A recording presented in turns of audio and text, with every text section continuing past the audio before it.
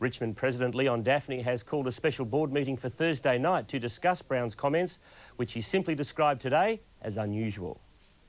24 hours after the outburst, and it was business as usual for Mal Brown as he worked on putting together a substantial sponsorship deal for the Tigers, one he says looks promising. But he wasn't budging from yesterday's blast towards certain members of the Tiger board.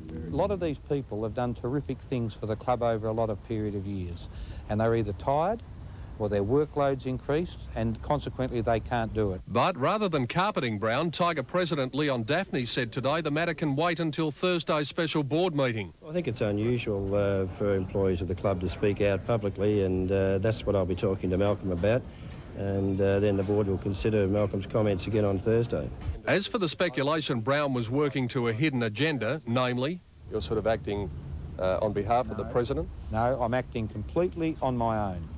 Absolutely, entirely on my own. Well, Malcolm doesn't have any authorisation for me for the comments he made on the weekend and that he's repeated since. It would seem on the surface that either Brown goes or half the board goes. Well, I'm not going to go without a fight. I can tell you that the response and the support has quite been surprising. I've been in footy a long while, and there's a lot of people out there that are very worried about Richmond and expect something to be done.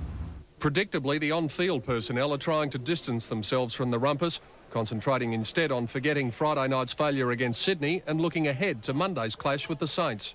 That's not a football issue, that's a board decision and a club decision of what's happening there. All we will be doing is concentrating wholly and solely on the football. As far as I'm concerned, I can only speak from a player's perspective and what we've got to do on the field. And if we start winning games on the field and start to perform, a lot more competitively, then I think, those sorts of matters will be tucked away.